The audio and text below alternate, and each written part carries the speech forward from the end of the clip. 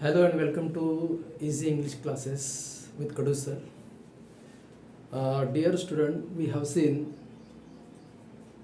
the four parts regarding the tenses. विद्यार्थी मित्रांनो, tenses आणि त्याचे specific sentences. Let us start today's lectures, that is the recap. Okay, review the sentence and their translation. एक sentence घ्यायचं, okay, आणि ते 12 टेन्समध्ये करायचं आणि त्याच्यानंतर त्याचं एक्सप्लेनेशन इन मराठी, जसं मराठीमध्ये आपण बोलतो त्या पद्धतीनं वाक्य करायचे. Okay, so on the blackboard I have given the 12 here sentences. Formula, you know that. Okay, so let us recap. What is that? Simple present tense, simple past tense, simple future tense. हे तीन जे आहेत म्हणजे simples, continuous, then perfect and continuous असे आपण classification केलेलं आहे याचं. So my dear learner, it's very simple and easy tricks to understand. Okay, simple present टेन्समध्ये V1, सिम्पल पास्ट टेन्समध्ये V2. बघा, V1, V2, shall will plus V1. Here am is are V4, was were V4, shall be will be V4. त्याच्यामध्ये have been, has been, okay, V3, had been V3, इथं shall have will have V3, इथं have been, has been perfect and continuous टेन्समध्ये, इथं had been ING प्रत्यय. Okay, हे simple म्हणजे simple present टेन्समध्ये इथं V1, V2, shall will plus V1. इथं बघा तिन्ही याच्यामध्ये ING कंपल्सरी आहे, मला दिसते. परफेक्ट म्हणजे तिन्ही याच्यामध्ये V3 कंपल्सरी आहे, पण याच्यामध्ये has been, had been, will have been आणि काही म्हणजे आपल्याला अंडरस्टँड करण्यासाठी किंवा समजण्यासाठी हे जे काही ट्रिक्स आहेत, यू हॅव टू अंडरस्टँड. एक वाक्य जसं, आणि इकडे Marathi translation.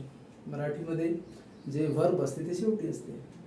Okay, so he it's a mango, तो आंबा खातो, इथं त ता ती प्रत्यय लागतात. रिमेंबर, कोणतेही वाक्य घ्या. तो शाळेत जातो, ही गोज टू स्कूल. मी क्रिकेट खेळतो, आय प्ले क्रिकेट, त ता ती प्रत्यय लागतात. त्याचप्रमाणे पास्ट टेन्समध्ये ही एट मँगो, त्याने आंबा खाल्ला, इथं ल ला नी प्रत्यय लागतात. मी आंघोळ केली, आय बाथ. मी बोललो, आय स्पोक. मी लिहिलं, ओके, आय रोट. नंतर फ्युचर्समध्ये, सिम्पल फ्युचर्समध्ये र रा नी प्रत्यय लागतात. ललाली पण लागतात, आपण अंडरस्टँड करण्यासाठी र.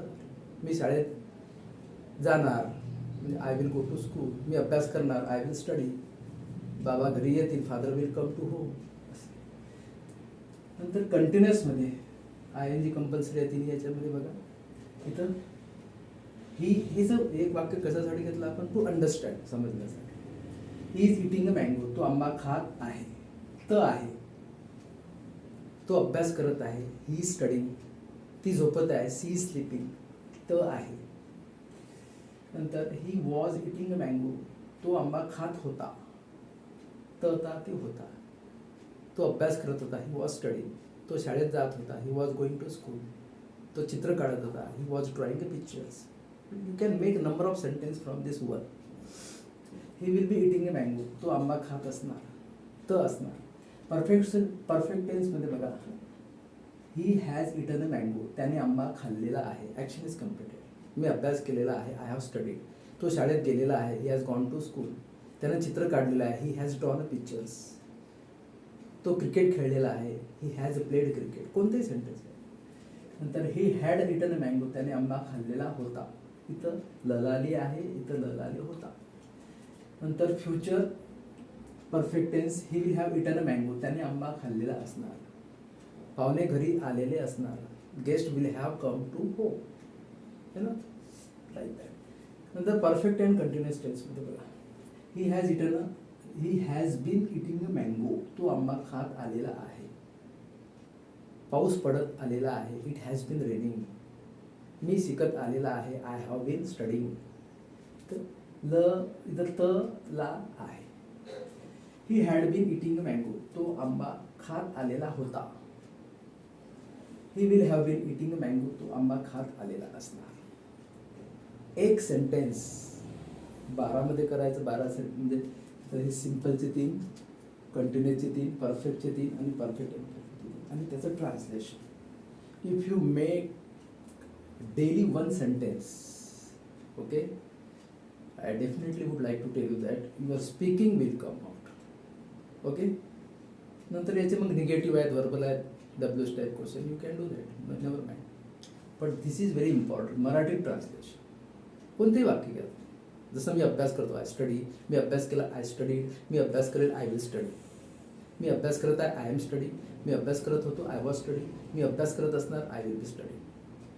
मी अभ्यास केला आहे, आय हॅव स्टडीड. मी अभ्यास केलेला होता, आय हॅड स्टडीड. मी अभ्यास केलेला असणार, आय विल हॅव स्टडीड. मी अभ्यास करत आलेला आहे, आय हॅव बीन स्टडीड. मी अभ्यास करत आलेला होतो, आय हॅड बीन स्टडीड. मी अभ्यास करत आलेला असणार, I will have been studying. So this is all about the today's lectures. So this is a very simple trick to understand. Current tenses, if you completed, if you studied, everything will work out. So thank you so much. Today's lectures, you share, like and subscribe more and more to the learner and students. Thank you so much.